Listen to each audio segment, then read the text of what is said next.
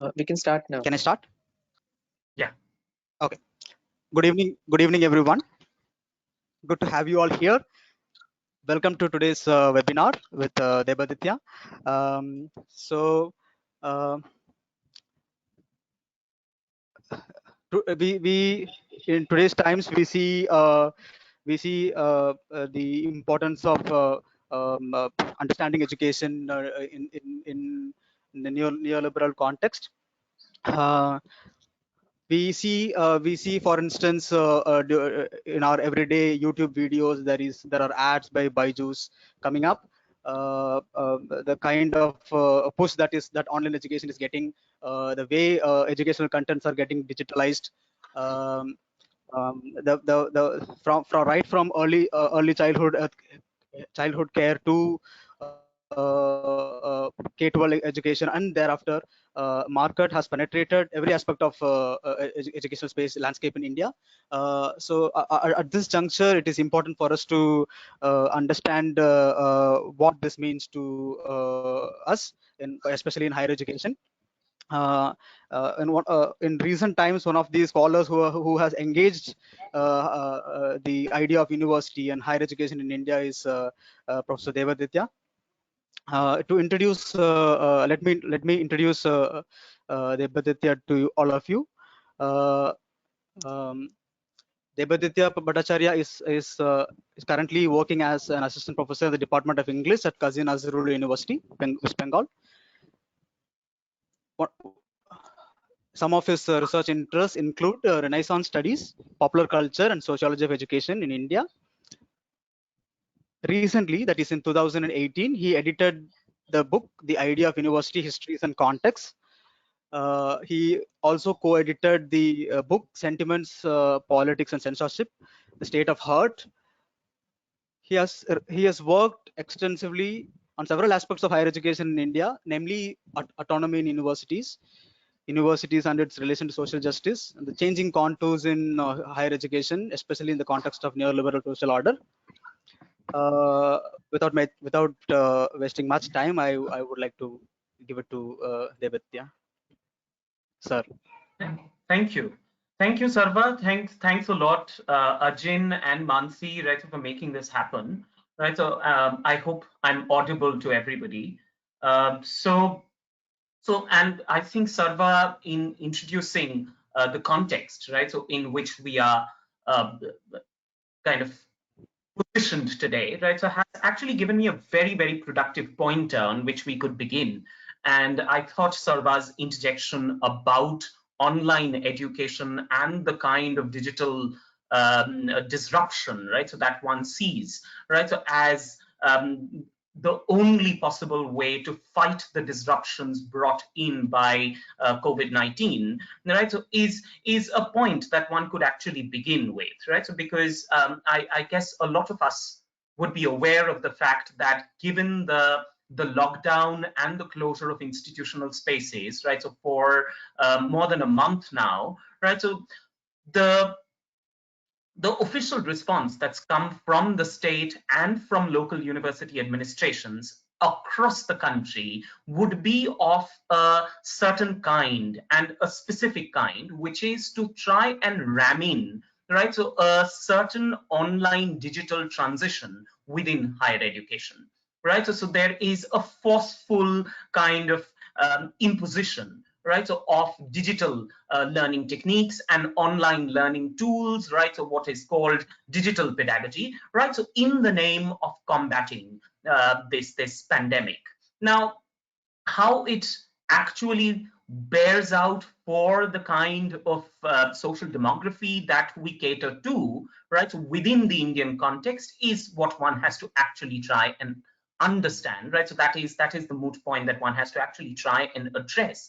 Insofar as the Indian public university, right, so exists precisely to undo and correct the kind of digital divide that exists in India along lines of class, caste, gender, community, religion, and so many other kinds of social, let's say, categories of discrimination. Right? So we have to try and first understand that the reason why the Indian public university exists is to try and override these kinds of inequities and disparities, right? So within the access to digital resource and knowledge through digital means, right? And given that context, right? So if one were to then bring in digital learning and online learning as the substitute, right? So for face-to-face instruction, for public classroom-based instruction, right? So then clearly, right, we are moving towards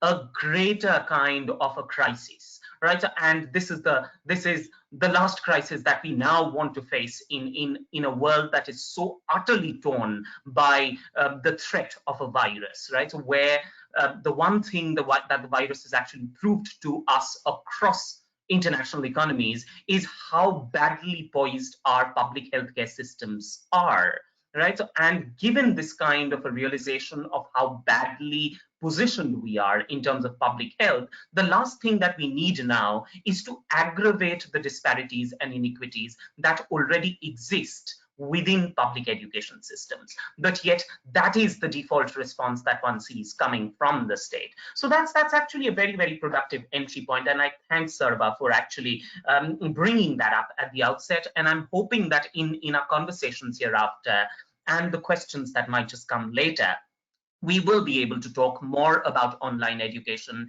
and what exactly are the threats that online education poses for the kind of social demography that public funded higher education actually caters to, right? So what is it? Why is it that we are looking at this kind of an online transition with so much of fear and anxiety and apprehension, right? So what is it about digital learning that um, aggravates discrimination, that actually heightens forms of structural discrimination, forms of historical injustice, rather than going on to redress them, right? And this is a point that we will try and take up.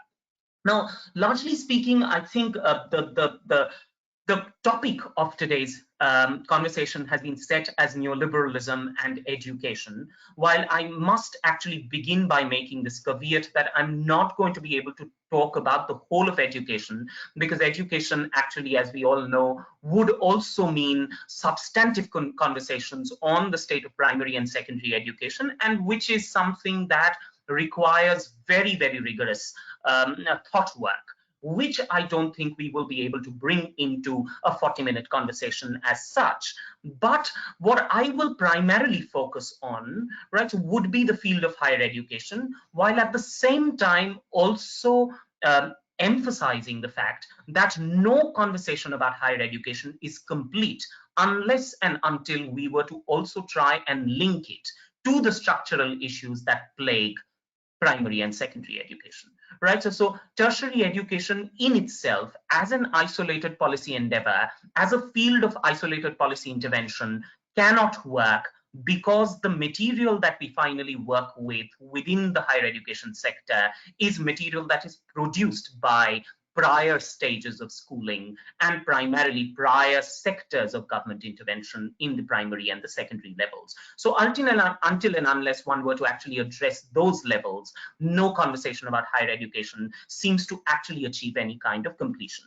So that is a point that I do want to also again flag at the very beginning, and I'm hoping that there might be questions that might come eventually about primary and secondary education, which will help us to make that switch.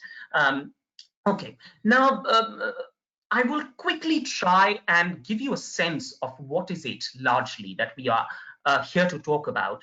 Now, uh, a lot of us, right, and I think most of us, right, so who are aware of the kind of newspaper debates, of the kind of public media debates that have happened over the past 5-6 years, would be aware of a certain kind of a political assault on colleges and universities. Right, so there is a certain kind of a crisis of higher education that has been talked about, and talked about at length, right? So largely within journalistic spaces, or let's say public media debates, right? So within a certain kind of popular, let's say public discourse, right? So there is a certain assault that has been spoken about, and that assault primarily relates to a concerted political assault, right? So relates to a certain kind of an ideological assault, right? So that has happened on institutions of higher education, on institutions of intellectual inquiry.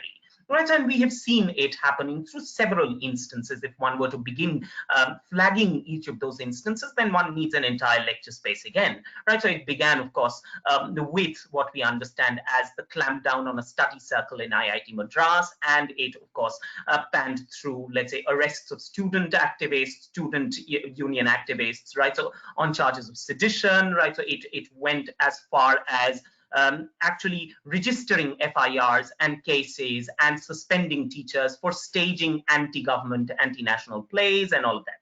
Right. And there has been a host of such instances, the final of which would be in terms of the kind of attacks that we have seen on Jamia Millia Islamia and Aligarh Muslim University, right? So around the time when the anti-CAA, anti-NRC movements were happening in the country. So where we've seen police forces entering library spaces, police forces entering hostel buildings, and literally kind of using stun grenades right within university, within the physical environment of the university. So there is a concerted, clearly, and this is something that we have all read about. This is something that we have all witnessed in front of our eyes. This is stuff that we have also lived through in different ways, in different spaces, and along different kinds of let's say, along different kinds of scale and degree, right? So we've seen that there is a political assault. Now, what goes missing from this narrative of a crisis in higher education, and the crisis, as I said, is an ideological crisis, right? So is particularly about an ideological assault. What goes missing from this narrative is a policy analysis, right? Hardly do we actually relate the politics of this crisis with the policy underpinnings of the crisis, right? And which is where I would like to try and bring us back to, right? Bring this conversation back to, right? So the politics is not something that is being planned on, let's say, an isolated daily basis, right? So it's not something that is being planned through, let's say, some kind of uncoordinated, unorchestrated, let's say, fringe effort, right, at simply wreaking violence or vengeance, right? So the politics of it does not, in so far we are constantly told that these are fringe elements, these are gundas, these are outsiders who have entered the university space. We have to understand that these are not outsider activities. These are not activities which are perpetrated by fringe elements or by what the Hindutva brigade calls the fringe, right? So the outliers, right? So we have to understand that all of the politics that we have seen playing out within university campuses or college institutional spaces over the past 6 years has actually been very, very punctiliously, very, very meticulously planned and planned at the level of policy, at the level of public policy, at the level of how higher educational institutions across the country have been imagined, right? And what futures they are being forced towards, right? So that is what I want primarily to try and talk about today. And in talking about that, right, so the first term that I think one needs to actually clarify and lay out or unpack is neoliberalism. This is again a term that gets bandied about everywhere all the time, right? So that what we are seeing today is nothing but a neoliberal onslaught, right? So what we are seeing today in terms of, let's say, the crisis in higher education, in terms of the let's say the desiccation of resources, in terms of, let's say, the impoverishment of university spaces and college spaces, right? So is the result of neoliberal policy. Now, what is neoliberalism is something that we need to first understand, right? So what do we mean by neoliberalism when we are talking about education? Now, neoliberalism, of course, has a larger policy understanding. It's part of a larger policy direction, a larger economic direction. But if one were to just simply understand it very, very, let's say, simplistically, if one were to outline what neoliberalism means in the context of education policy, one has to understand that neoliberalism basically insists on a certain kind of remodeling of society. Right, so it insists on governing social practices through the model of the market. Right, neoliberalism primarily means an imposition of market principles on the ways in which societies are governed. Right, which automatically then translates into saying that social governance, that social services, social sectors must be governed according to the principles of profit and loss.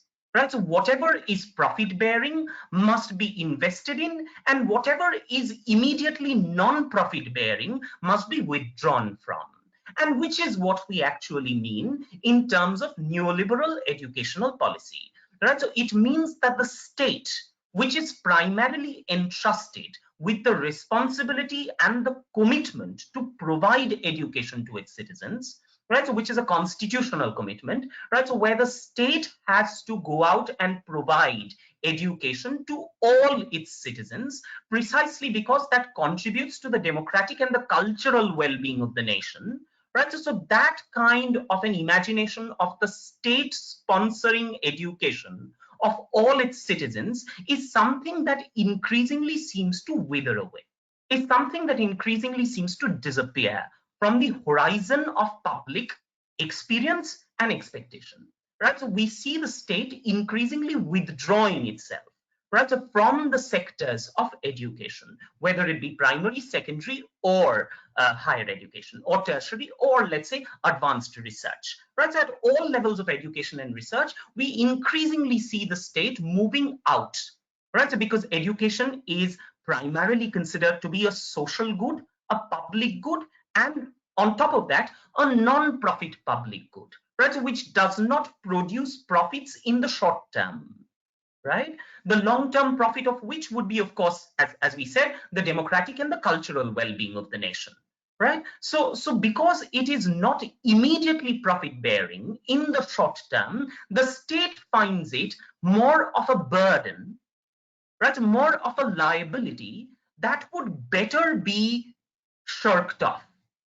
Right, and with the withdrawal of the state from the field of education and higher education, what do you see? You see, of course, there is a vacuum, and who's going to come and occupy that vacuum? That vacuum is understandably going to be occupied, or is going to be taken over by private players, right? So who can then try and make education into a profit-making commodity? Who can try and remodel the social service of education, right? So the social sector of education along the principles of the market, right? So basically, education has to be modeled in the form of a market commodity, in the form of a commodity which could be sold at a premium, which could be sold for a cost, right? So which could be sold at a profit. Right, so that is what we understand as neoliberalism. I'm sorry if it oversimplifies things, right? But I thought it's important for us to actually try and set this out before we embark on what we call a policy discourse, because the policy discourse is precisely going to try and show us how this is happening, right? So across what one can call the past 3 decades. Right, so for about 3 decades in Indian policy, this is clearly the trend that one can see.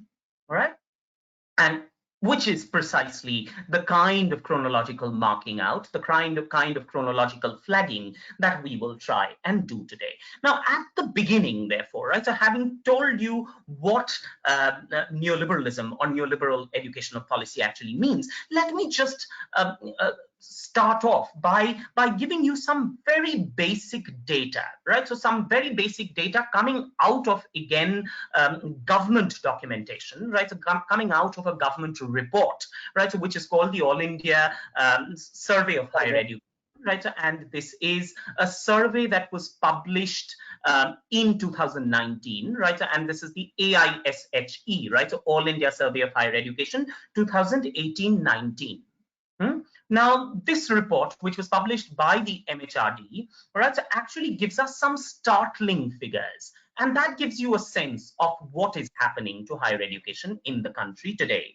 Now, the AISHE report 2018-19, right, so records that between 2017-18 and 2018-19, in the space of 1 year, there have been 90 new universities, 90 new universities that have come up, of which 42 new universities are privately managed, right? Which means that the annual expansion of the university sector, if one were to consider the annual rate of expansion within the university sector, one will understand that 47% of the total expansion in the university sector is privately managed, is in terms of the springing up of private universities. That's one, let's say, bit of data. Secondly, we have to then pit this against the kind of enrollments that exist within private universities. Now, if one looks at the enrollment data, one finds out that the private universities actually account for only 24.7%, let's say 25% of the total university enrollments. So for a sector which accounts for 25% of total student enrollments, the expansion, the annual expansion, is double the enrollment.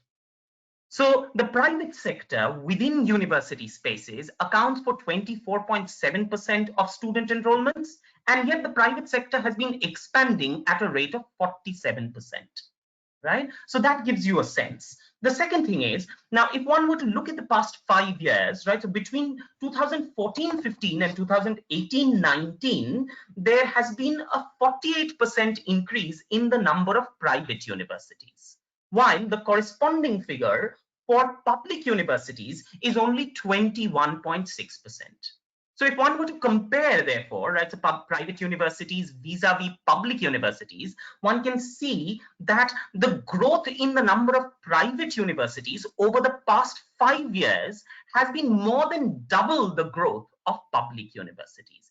At this rate, if one were to do a basic calculation, one realizes that at this rate, in just about 11 years from now, right, so which would be, let's say, around 2031, if we are alive to see that time, right, so if we survive COVID-19, right? So by about 2031, we will have more private universities in the country than public funded universities. There's a lot more data that I can cite from these reports in terms of the number of private colleges, which are thrice the number of public funded colleges, right? So the number of government colleges is only 1/3 the number of private unaided colleges. And despite that, the enrollments will again tell you that private colleges only account for 45% of the total student enrollment within college institutions, right? And despite that, right, so the number of private colleges is 3 times that of government colleges. So that gives you a sense of what is happening within the higher education sector from the government's own data, right? So this is not data that I'm cooking up. Right, so this is the data that has been published by the government and that has been placed in the public domain by the government at its own will. Right, so clearly, right, so the government has gone out and given us a sense of what exactly is its policy intention. Right, now having known that, right, so having understood that, let us see, right, so what is happening at this particular moment, right? Now, again, a lot of you would be aware of the fact that there's a particular policy that is being brought in, right? And conversations around which are currently on, right? And which is the National Education Policy, which was published for the first time in 2019, a draft of which was published for the first time in 2019. So the data that I've given you would be the data from 2014-15 to 2018-19, and in 2019, right, so there is a certain public draft, right, so of the National Education Policy, right, so which was for the first time ceremonially unveiled almost 7 days after the second Modi government came into power. Now, there's a short history to the publication of this report, right? So which came out in May 2019. The history goes thus, which is that initially, right? So this policy was quite the talk of the BJP government's election campaign, right? Even in 2014, when Modi won, right? So the first Modi government was brought into power, right? Was elected was elected, right? So that was the time when, in terms of its election campaigning, right? So there was talk of a new national education policy, which the BJP government had promised its voters. Now, soon after its coming into power, it instituted a committee headed by somebody called TSR Subramaniam, right? So which again submitted its report in 2016. Now, the Subramaniam Committee report, which was again made public in 2016, actually made a very, very textbook case for the marketization of higher education. Right, so there was a certain kind of a strengthening of market parameters, of punitive mechanisms, right? So like grading, accreditation, funding of public institutions being linked with its NAC grades, right? So with its rankings, etc. These were things that were suggested by the Subramaniam Committee report. So there was a clear kind of a market model, right? So that was being brought in by the Subramaniam Committee. Now, if marketization, if unashamed privatization is what the government actually wanted, right? So then the government should have very well gone ahead with the Subramaniam Committee report. But interestingly, what the BJP government does is that it junks the Subramaniam Committee report. Right? So despite the Subramaniam Committee report having given a proposal which could have very well been tweaked into giving precisely the kind of results that neoliberal policy demands, right? So the Subramaniam Committee report was completely rubbished. And it was a report that was finally rejected by the BJP government, by the first Modi government, and a second committee was set up, right? So under the chairmanship of somebody called Kasturi Rangan, and a second report was sought from this new committee, right? So in trying to come up with a template for a new national education policy. Now, Kasturi Rangan submitted this report, this new set of recommendations, in December 2018, but the government, much like what it has done with documentation, data, etc., right? So the government just sat with it for the next 5.5 months without making any noise about it. Right? So here is the first template of the Kasturi Rangan Committee report, which was to become the national education policy, right? Which gets submitted in December 2018, but the government just completely locks it up and shuts out any kind of public noise around this report from December to May, right? The reasons we are all aware of, right? So because that was again building up to the Lok Sabha elections, right? And the government wanted to test its own relevance within the country first, and then bring in something drastic, right? So without already muddying the waters during the election season, right? So the government waited it out for about 5.5 months after that, without talking at all about the education policy. And within 7 days, right, so 23rd of May, the government gets sworn in, right, and on the 31st of May, the new national education policy draft is finally made public by the HRD minister. Now, there is something curious that happens in this national education policy, and which is where I want to pitch the rest of my conversation. I think I have about another 20 minutes or so, so I will just largely try and pitch the rest of my conversation around this new national education policy. But before that, Sarva, are there questions that you want to ask at this point? Yeah, so there's one question about when it Right. comes to dissent in educational institutes. Right. One of the participants wants to know whether in this context are educational institutions being framed as the other, whereas the violator being the self. Okay. Educational institutions, whether they are being framed as the other. Clearly, yes. Right. So that is what the current perception is, and I think that's a question that actually contains the answer in itself. Thank you so much. Right. So um, again, right, so one has to understand this in the context of the larger kind of political climate that we are living through, where with the BJP government's numbers, right, so with the kind of brute numerical majority with which the government is being elected, right, so with which governments are currently being voted into power, right, so there is next to no parliamentary opposition. Right? So when you have such an overwhelming numerical majority voting in a government, the parliament becomes a very, very lopsided space. Right? And this is something that we are all disgruntled about, that we keep talking about all the time, that institutionally speaking, the parliament is no longer the house from where any kind of formidable opposition happens. Right? The parliament has actually become a completely ineffectual space, right? So where there are these occasional voices of impassioned speech making, right? So that happen and which are then taken note of as instances of revolutionary upsurge, right? So, but otherwise, the everyday proceedings within the parliamentary houses, right, so would give you a sense of how absolutely insipid parliamentary democracy itself has become. Right? So the exercise of parliamentary politics has itself become an absolutely redundant exercise, precisely because there is no numerical opposition.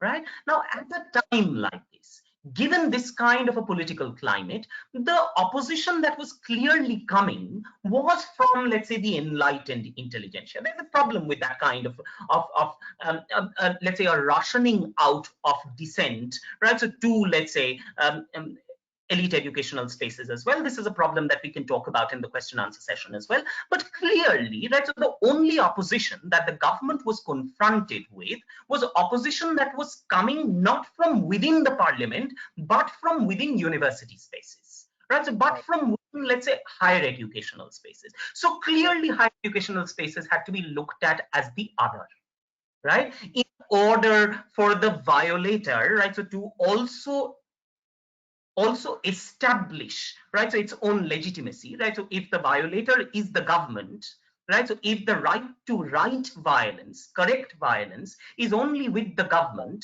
right, so then the violator must constantly erase that perception of it being the violator, right? So then that perception about its violence must be made into common sense, must be made normal, right? So must be increasingly normalized. Right? And how do you do that? By transferring the charge of anti-nationalism, sedition, violent disruptors, Gundaism, lumpenism onto the university spaces. So the people who are critiquing you, make them look like the Gundas, make them look like the disruptors. Right? So that is how you actually invisibilize your own violence. So clearly, yes, I completely agree with what you're saying. Right? So though there are certain problems with that kind of a model, but those are problems that we can effectively go into in terms of the conversation that we have. So can we get back to the national education policy debate? Yes, we can do that. Okay, perfect. Thank you. Right, so this new national education. So I've given you a sense of what the All India Survey of Higher Education is telling us, right? And what it is telling us is a clear kind of move towards privatization of higher education. It is quite in line with that kind of a trend, right? So that there is the first draft of a national policy of education that is submitted by the Subramaniam Committee, but which gets rejected. Now, why should that happen? That's why should a government which has from 2014-15 onwards to 2018-19, right, so done the kind of things that I have just told you, right, so why should a government reject something which actually forwards its own agenda, which actually forwards its own economic agenda? right? So, and instead what the government does is that it institutes a new committee. The new committee submits its report. The government goes completely silent on that report till it is voted in with a larger numerical majority, right? And then it feels emboldened enough, then it feels powerful enough to ram in, right, the new policy. And the new policy again is rammed in, and that is where the actual curious paradox lies, right? So the new policy is ceremonially unveiled soon after a fascist government is elected back into power with greater force and numbers. But this policy document, when you read it, will give you a sense of the government actually being a benign, let's say, a benign beneficent, right? So carer of higher education, of education as such, right? Now what, and that is where the fundamental contradiction between this education policy draft, within this education policy draft actually lies. Now there are clearly different sections within this NEP draft, right? So the National Education Policy draft, I will call it, let's say, the NEP draft. There are several pointers, right? So there are several sections within this NEP draft, right? So there are specific sections on school education, which I cannot get into at this point, but which also actually make very, very significant and very, very potentially damaging recommendations, which if one were to actually talk about, one would need more time and one would need perhaps another session, etc. Right? So, but then there is the higher education section, right, and which is primarily what I'm going to talk about, right? And in the section on higher education, the government makes a very curious claim. It makes a strange case, right? And this is coming from a government which has already proved its fascist tendencies, which has already proved how absolutely illiberal it is, which has already labeled all opposition as anti-national, right? So all intellectuals as terrorists, secular libtards, right? And all other kinds of names, right? So this is a government that has already proven itself as completely intolerant of any kind of intellectual opposition. And thereafter, it comes and brings in a policy draft which says that what we envision as the future of India's higher education is liberal arts training, right? So that is where the curious and what I can call the dubious paradox lies. Right? Now, if you look at the entire draft, you will see that the entire draft talks about a retooling of higher education, a complete reconfiguration of Indian higher education through liberal arts training. It talks about a compulsory insertion of liberal education within all professional and technical disciplines, right? It says that what we need as the answer to this 21st century crisis, right? And it uses, again, terms from World Economic Forum discourse, right? So there are terms being used from, let's say, from corporate discourse, right? So from these multi-billion dollar company discourses, right? So it says that India is headed for the fourth industrial revolution. And in order to make this fourth industrial revolution come true, what do we need? We need liberal arts, right? So we need liberal arts in order to usher India into the next phase of its glory. Right? And then it goes on to say that all single stream professional institutions must be phased out. All IITs and IIMs and whatever technical professional institutions exist in the country must compulsorily include training in humanities and social sciences, because that is what we need for the new generation, right? So what we need for the new generation is critical thinking capacities.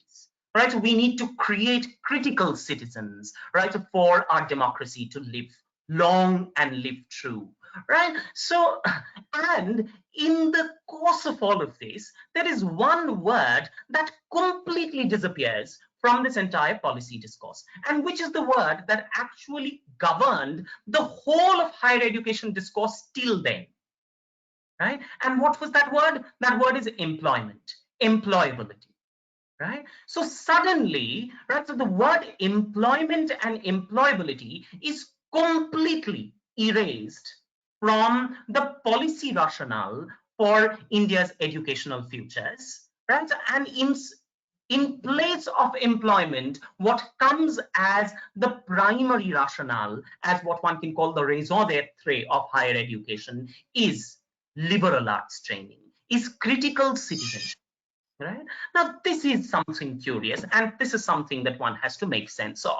Right, so soon after the policy draft was released, right, so there were several intellectuals in the country who actually came out and hailed it, right, so saying that, oh, this is for the first time, and after in so many years, that we see a government, or that we see a committee, right, so appointed by the government, talking about the need of liberal education, talking about the need of humanities and social science. But my point is to try and see where this paradox comes from. This is not something that the BJP government can do, right? So out of its milk of human kindness. Right. So this is not something that the BJP government is doing because it really wants to build robust systems of democratic practice.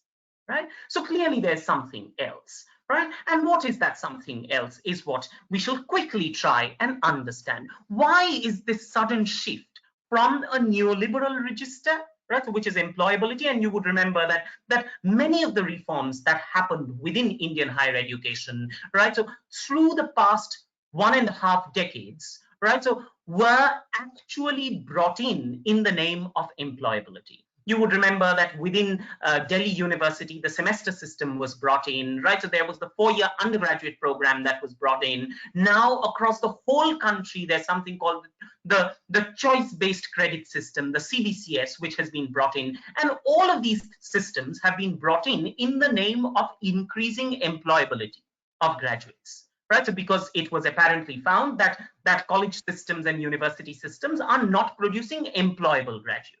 They are only producing graduates with degrees but no employment capacity. Right, and therefore, in keeping the employability needs of the market, right, so there were several kinds of academic reforms that were rammed in, that were forced in, just in order to create a more productive workforce.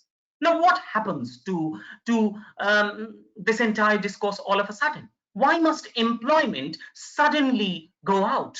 Right? And clearly, and if you look at the draft, you will again see, I can give you the page number, I think it's page 38 or something, right? So where employability is actually spoken of as a byproduct, right, of higher education. Right? So, and here is a policy talking about employability as byproduct, and saying that the one thing that the future of higher education must be geared towards is critical citizenship. Now, what does that mean, and why is that being peddled as the future of higher education in India? Now, one has to understand, and this is where the history of policy reforms again comes in. I'm not going to talk too much about the history in itself, but give you a basic sense of what is happening. You would know that it was in 1991, right? So that the market, right? So that the Indian market was finally opened up, right? So for private investment, for foreign investment, right? And which is also known as the moment of liberalization, which is also understood as the neoliberal turn within the Indian economy, right? So, but for about the next decade, right? So through the entire 1990s, there was very little investment that actually happened in education as such.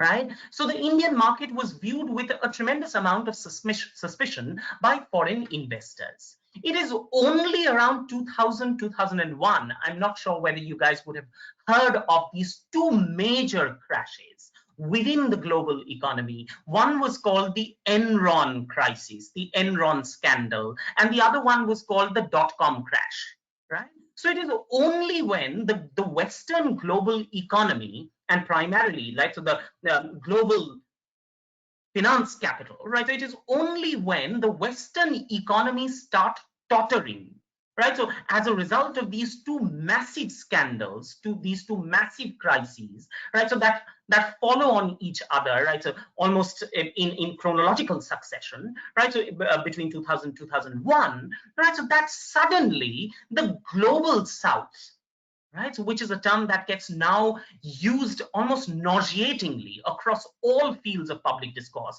right, so that the global south suddenly receives a lot of public attention, right, so a lot of attention within the economic market, right? So the global south becomes that site of a bailout for global finance capital.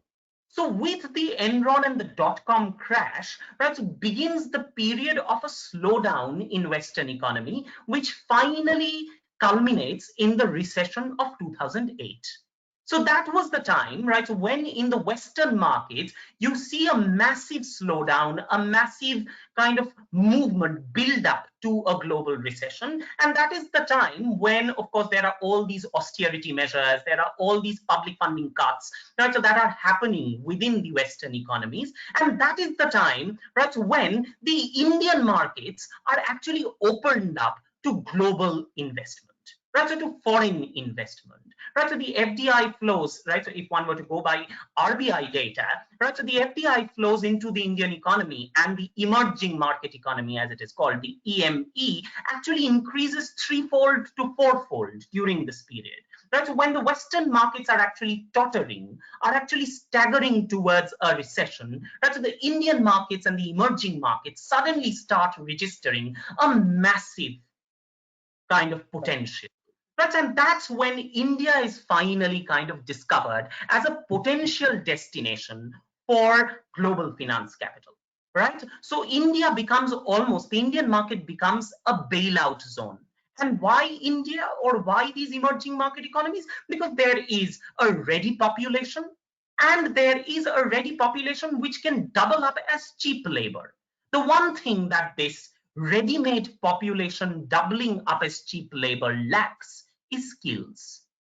So what do you need to do? You only need to retool your systems of education so that you can mass skill this ready-made available surplus population, right? And you can extract profits, right, from what is called the demographic dividend.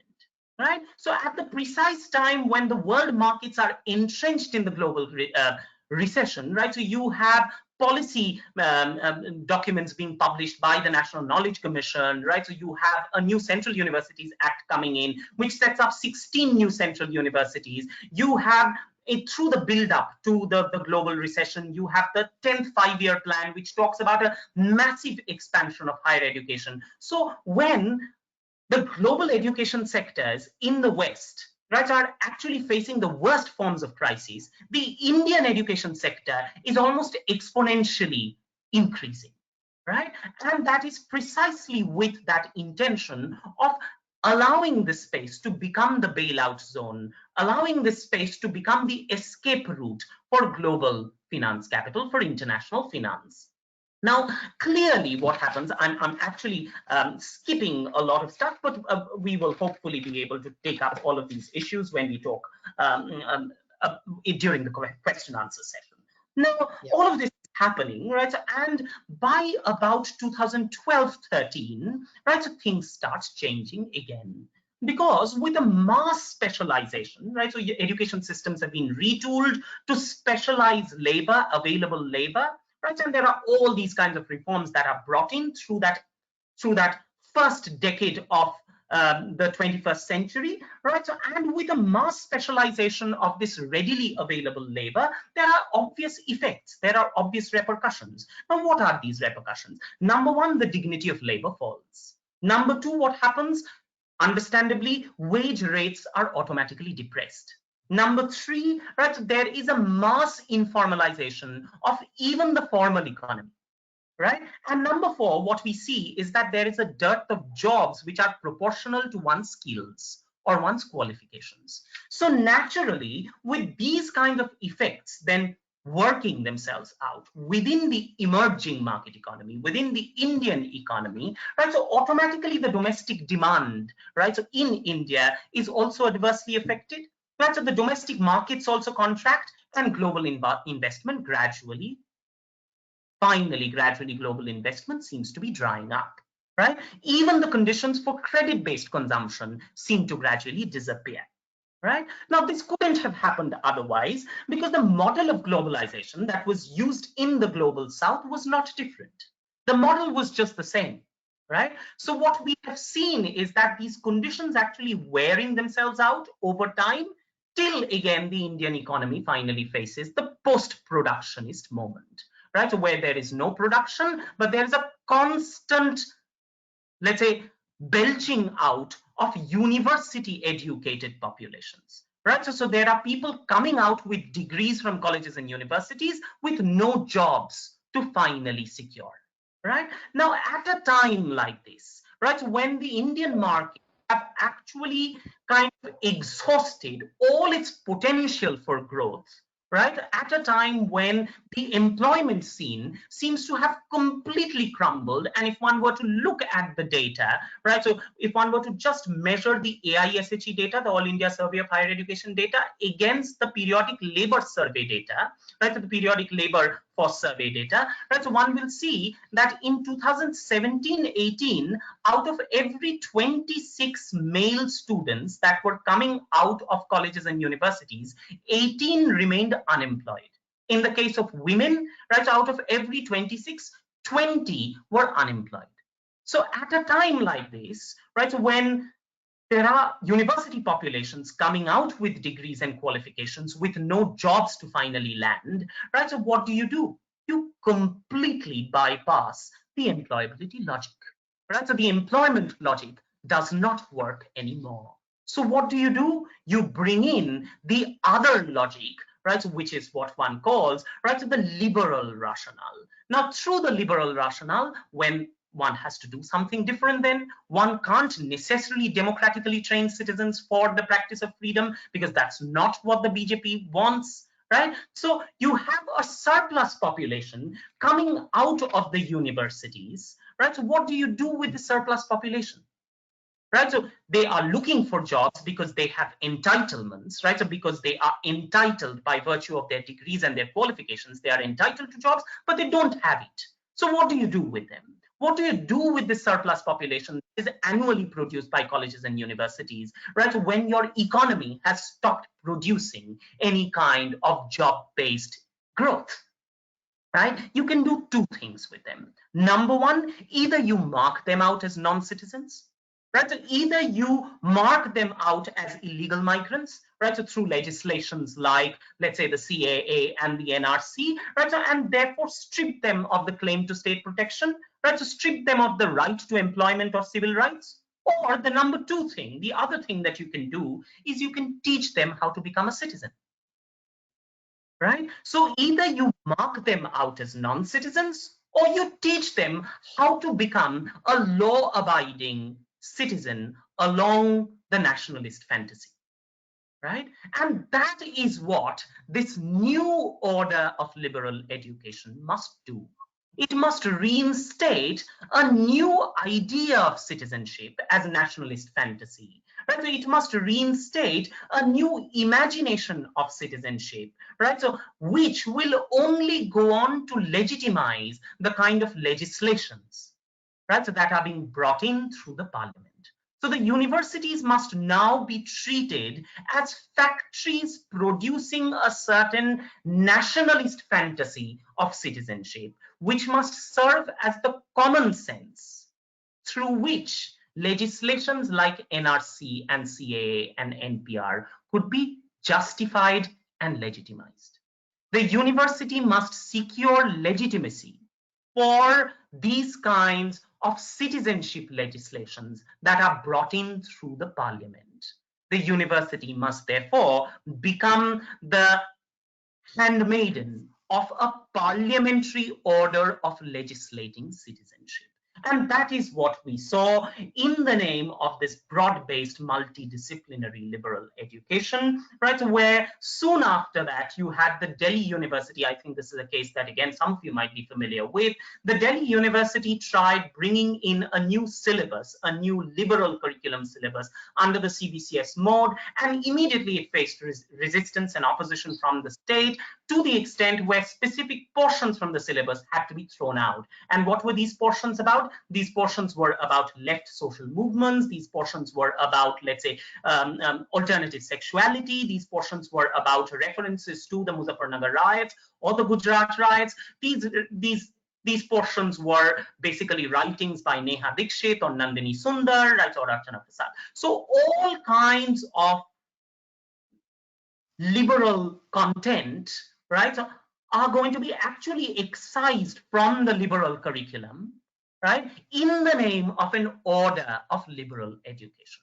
So public universities must be made to offer a sanitized liberal curriculum, a censored liberal curriculum, whereas the promised paradise of liberal arts training must be actually the obscenely expensive private universities like the Ashokas, the Shivnadar University, the OP Jindal Global University, right? So these are the spaces that must become the promised paradise, the Edens of liberal education, the true liberal arts. Right, so the liberal arts must be taught within expensive private universities. So it's only the class caste elite who finally have access to the liberal education, while the public universities will only dole out an illiberal, sanitized, censored liberal education that only goes on to justify legislative moves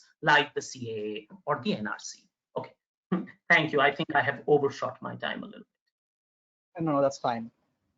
Well, that was a exciting talk, Deva. I'm sure the other participants also found it very fruitful.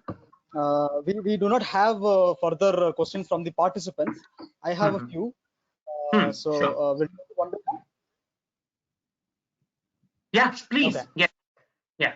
So, but meanwhile, they can also send in questions. Absolutely. Yeah.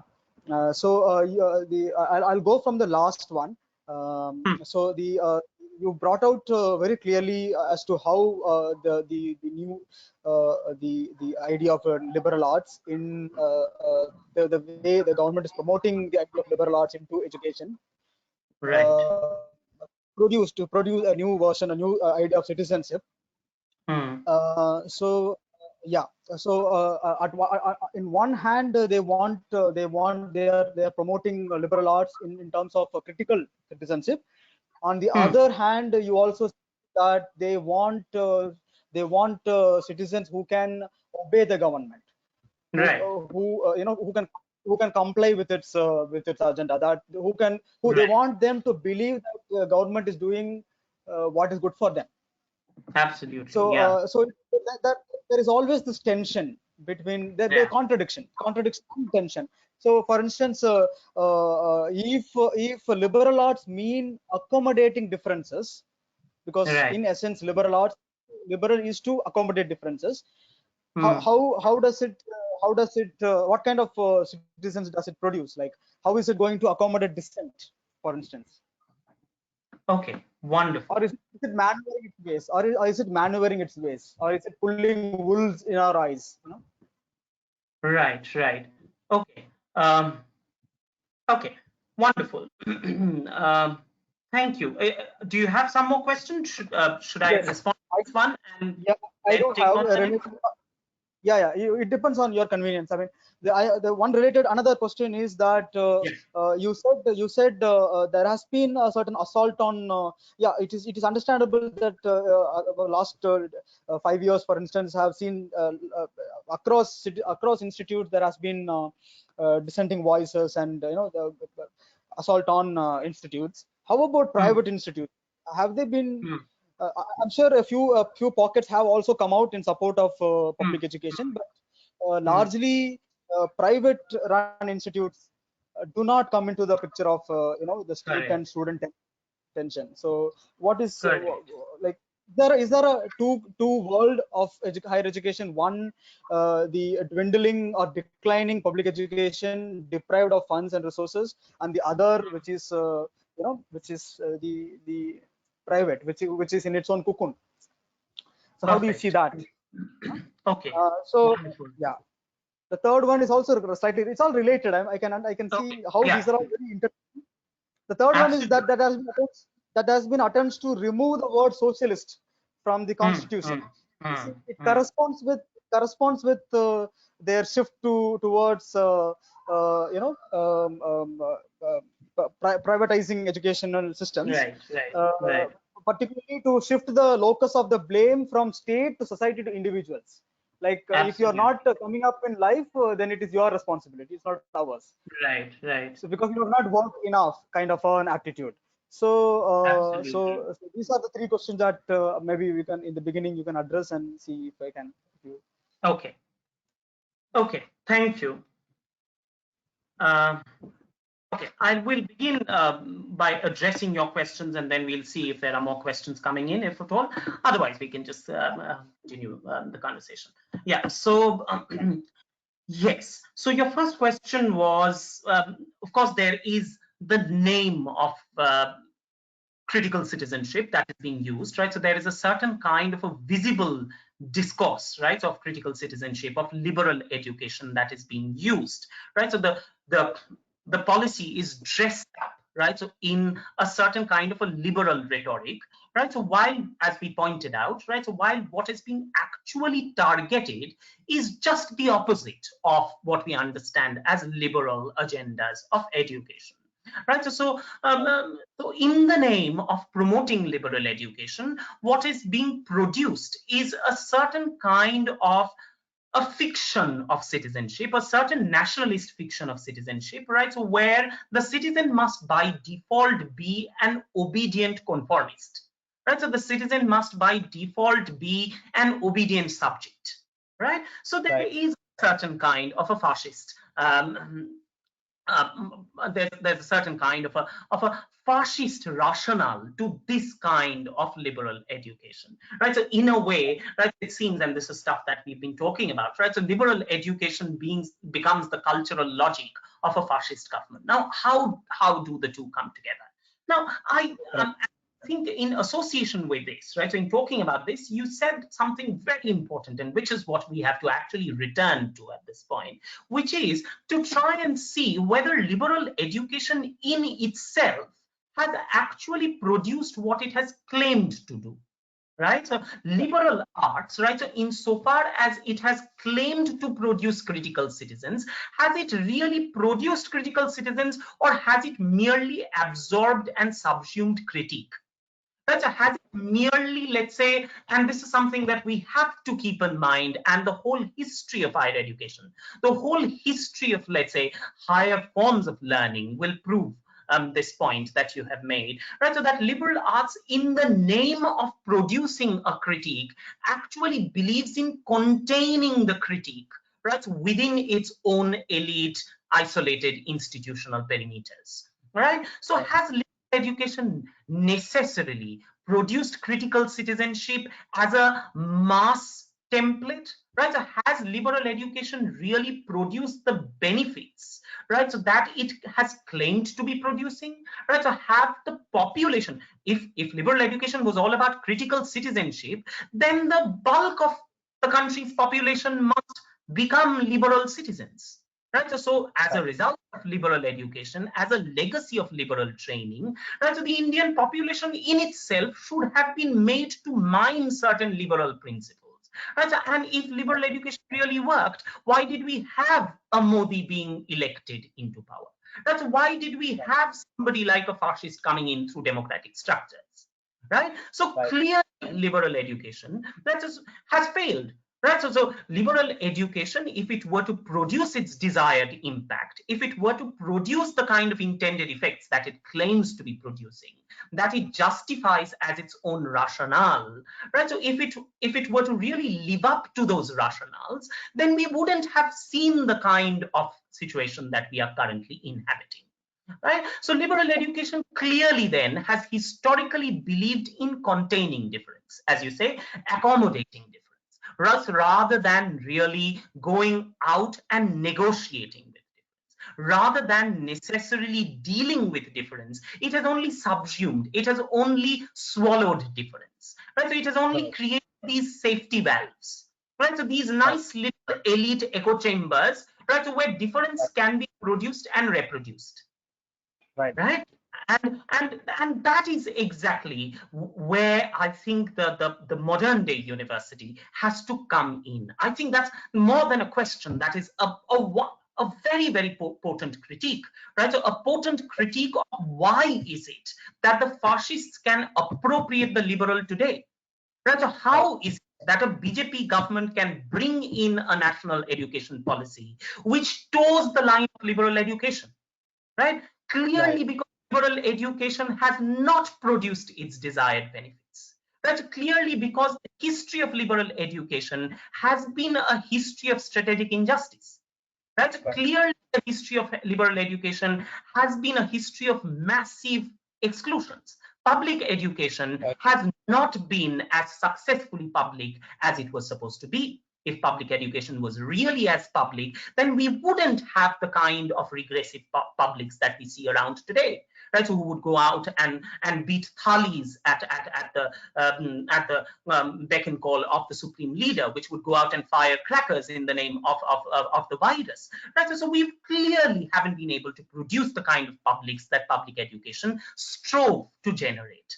Right? So that is a critique that now the university will have to embark on. Right? And that is what I personally believe. And this is one of the tools of resistance that I think the university must now take on. Right? So this is if we have to survive unto a better future for the university cannot only afford to defend itself. As you have rightly pointed out, the university will have to actually critique itself. The university will have to actually engage in a thorough, relentless, rigorous act of self-critique. The university cannot Right. exonerate itself and say that, oh, this was this wonderful world of intellectual emancipation, of untempered academic freedom, and it's only the BJP which has come and snatched away every vestige of that freedom and liberty from us. No, that's not true. We have created the conditions, right, for a fascist government to use a liberal ruse. So, and those conditions must now become the prerogative of the university to come and critique. Right? So rather than bordering on this kind of a liberal defensiveness, rather than bordering on this save the university kind of narrative, right? So this completely self-absorbed savior complex, right? So where we must Right. save the university, right? So as if the Right. university has been this wonderfully equal space. Right? So if it were, then we wouldn't have been facing the kind of structural discrimination that we see in society. Right? So today, Right. right? University has always been the space of tremendous class solidarities, caste solidarities, gender-based solidarities, and religion-based solidarities, which is basically about saying that it has gone out to exclude the working classes. It has gone out to systematically, historically exclude women. It has gone out to systematically exclude Dalits and Adivasis. It has systematically excluded Muslims and other minorities. Right? So Right. we have to actually face up to the truth of the university's history if we have to take this forward. Right? So, and the only politics for the university's future is a politics that must begin from self-critique. Right. Right? So, so that is, I think, does that answer your question partly? I mean, it was a Yes. wonderful counterpoint. Yeah. Yeah. So So, yeah, one of our participants uh, wants to know, yeah. for example, on the one side that there is an authoritarian state Hmm. which tries to manufacture consent within university spaces, or or catches its collar. On the other hand, there has been private capital that tries to make education a commodity. So in that Right. scenario, university have a choice? What do they depend on? Like it seems like they are helpless. So Hmm. what kind of Okay. what is the way forward for universities? Okay. Okay. Wonderful. Okay. Thank you again. So, so do we have other questions, or should I continue? So yeah, so I was trying to know that for instance, post Rohit Vemula, Hmm. uh, Hmm.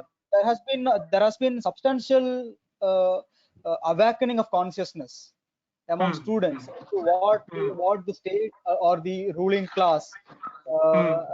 wants to, well, like the kind of future that they're trying to sell.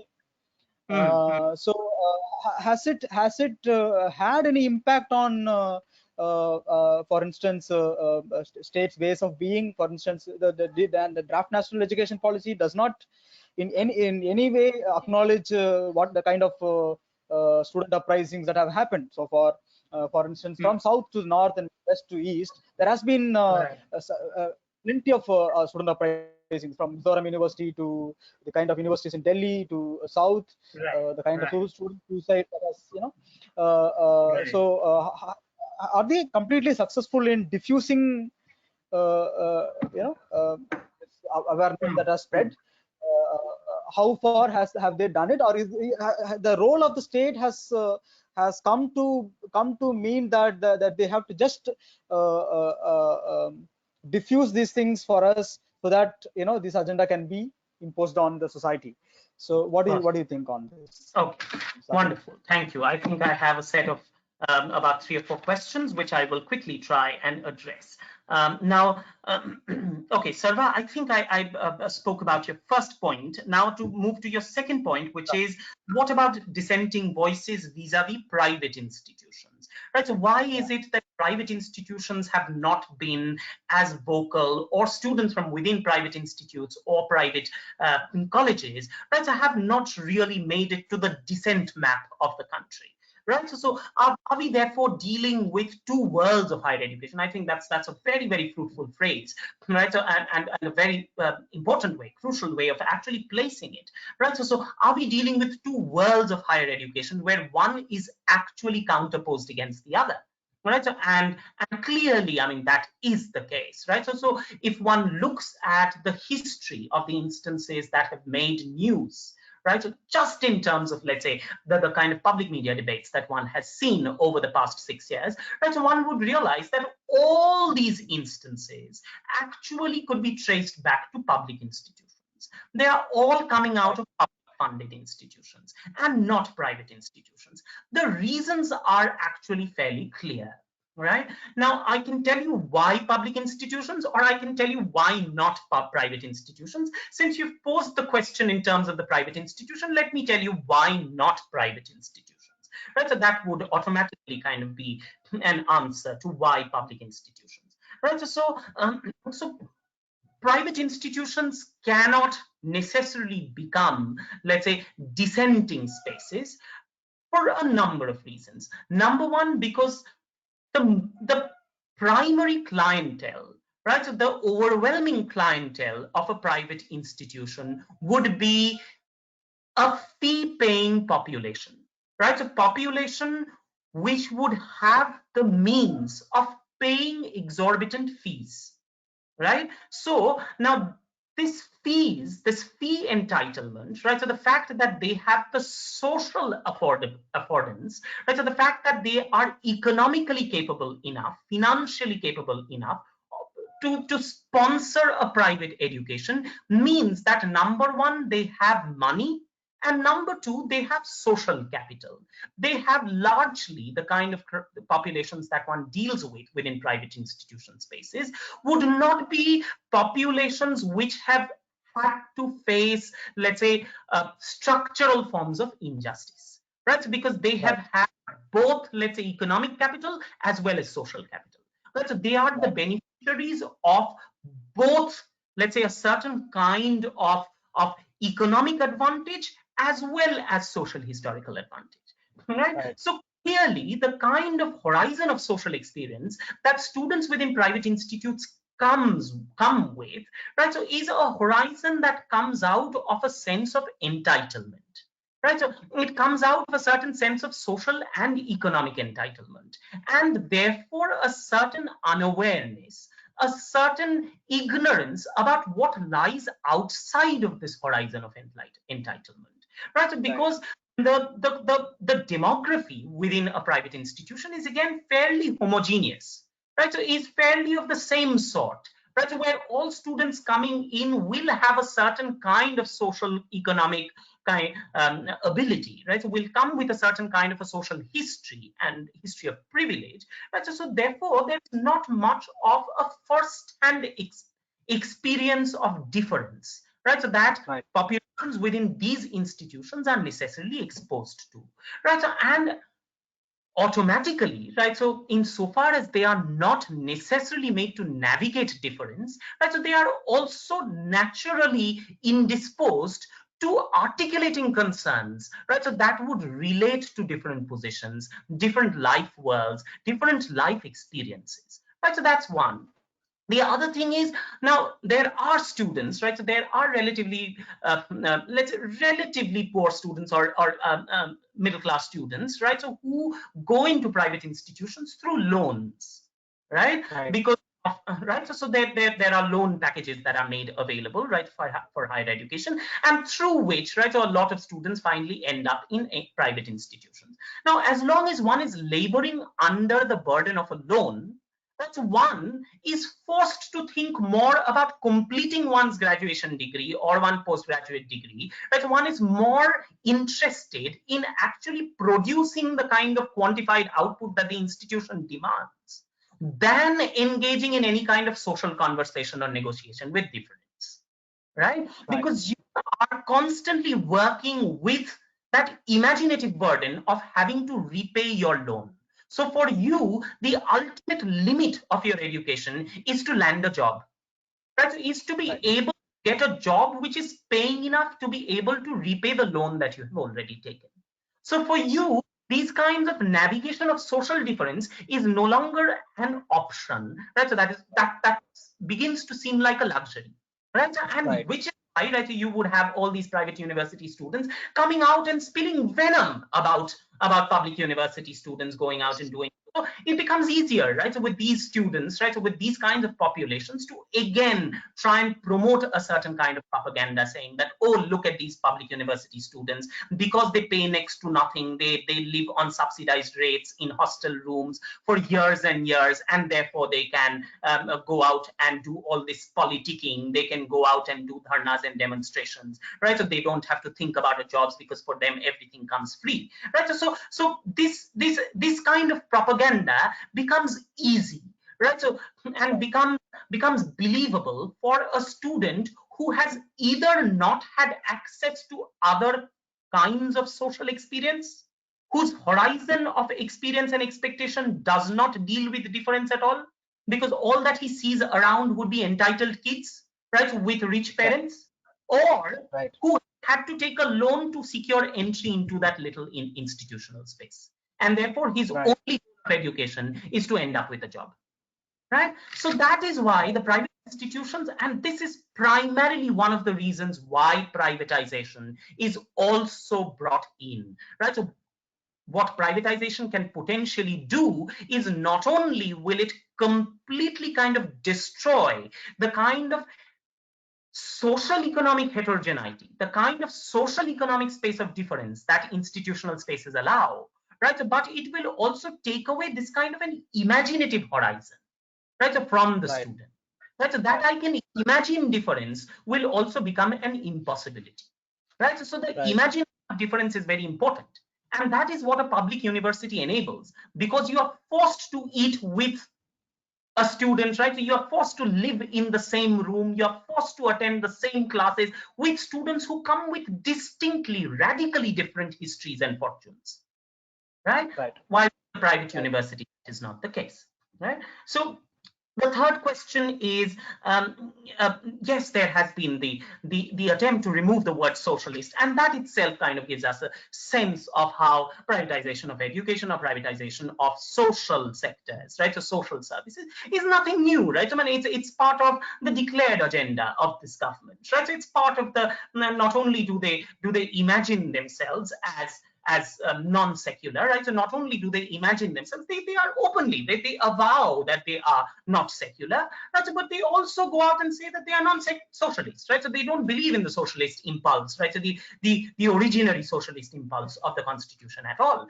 right? So this is nothing new. But what you, in an associated sense, what you actually said about passing on the onus, right, so from the state to the individual is again very, very important, right? So what you see now, this is exactly, and this is something that I actually touched on in responding to your previous question, which is now with increasing privatization, right? So what happens is there is a gradual move, a gradual policy move from Right. subsidy loans, right? And that is Yes. what Yes. in terms, right, in from subsidies Right. to loans, Right.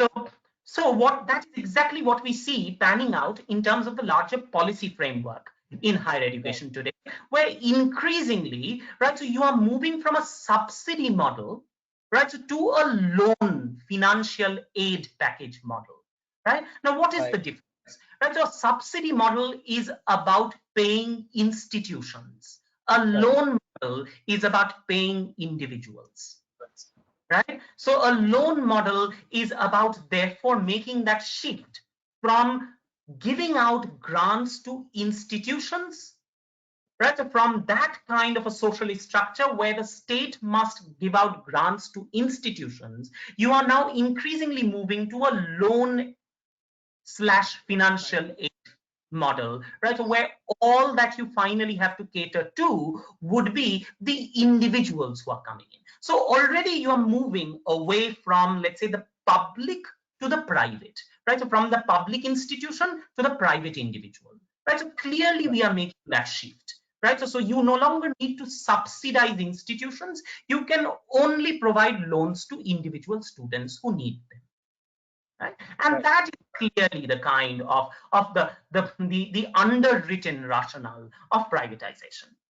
Okay, now the fourth question, right? So yes, on the one hand we have the authoritarian state, and on the other hand we have private capital. So are we stuck in a kind of double bind, and is there no escape out of this? I personally believe, and this is not just something that I personally believe, this is something that I also politically believe in, and this is something, this political conviction is something that has also forced us to talk about things, to work around things, to actually think about things, and to mine some amount of data, right? So government data, to try and see what is it that the government's own account sheets would tell us. Right, so if you look at the government's own account sheets, you will realize that this entire narrative that the government has built around the paucity of resources is a complete lie, right? The Right. CAG report, right, of 2017-18, which was tabled in Parliament, actually says that there is a particular cess that has been levied, right? So that there's a particular direct tax, right? So a cess, right? So the secondary and higher educational cess, right? So which has been levied from 2006-7, right? So from 2006-7 to 2018, right? So for 12 years, the amount of money that has been collected under the secondary and higher education cess has not been allocated or disbursed. And this is the CAG Yes. report tabled in Parliament, which says a total of 94,036 crores lies unspent in the field of secondary and higher education. Right. The data for research, right? So the amount of money that is collected in the name of R&D cess, research and development cess, right? So it's pretty much the same, where it appears from the CAG report that only about 8% of the total money that has been collected in the name of R&D cess has been used so far. So there is a massive pool of resources that the government is sitting on, right? While it goes about tossing this narrative, right, so that it does not have financial resources to fund higher education, right, so, or to fund education, right? So clearly, right, so this entire narrative of helplessness is something that will completely be exploded if one were to just go out and navigate government's data, right? So the data that the government itself releases. And this is the strategy that I think we have to try and use now. Right, so I think the ideological battle, insofar as we have said, right, so liberalism becomes the cultural ruse of a fascist government, right? So I think the ideological battle is somewhat lost, right? What we Right. have to fight is the policy battle. We have to respond to numbers with numbers. When the government tells Right. us that it does not have money, we will have to say, why does your CAG report say that you have 94,000 crores unspent? Where is that money?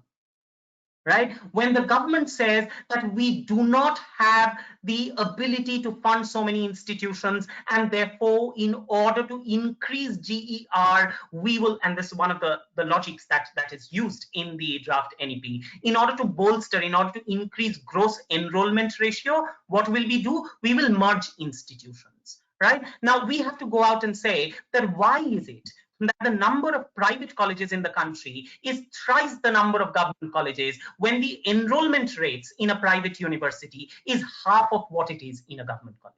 Shouldn't private colleges be the first ones to be phased out? Right. So if one has to bolster GER, if one has to increase enrollment, then shouldn't one be funding more and more government colleges? Because government colleges enroll double the number of students. Then why do we have triple the number of private institutions as opposed to government institutions?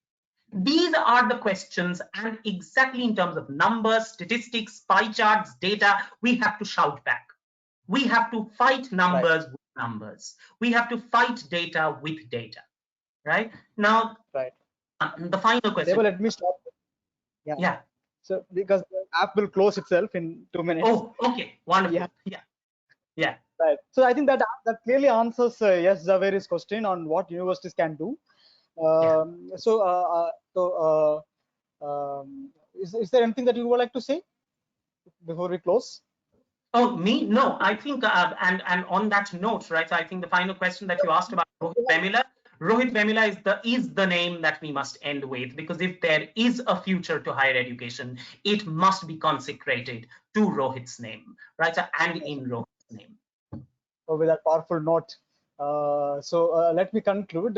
Thank you, everybody. It was a very thought-provoking webinar. Thank you, Deba. We do have a lot of takeaways of this lecture. The fact that it traced the history of policy in higher education in India. It gave a good view of how the policy historically, the transition actually throws a lot of light on the contemporaneity and where we are headed towards. It helps us reflect on our understanding of universities and their role and how we can reimagine its possibilities. Thank you so much, all of you, for joining us. Thank you, Deba. Thank you so much. Thank you. Thanks a lot. Thanks a lot. This was fantastic. Yes. Thank you. Yes. Arjun? Yeah. So I'll just switch it off then. Yeah. Okay. Bye. Thank you. Yeah. Bye. Bye, Arjun. Bye, Sarva. Yeah. Bye.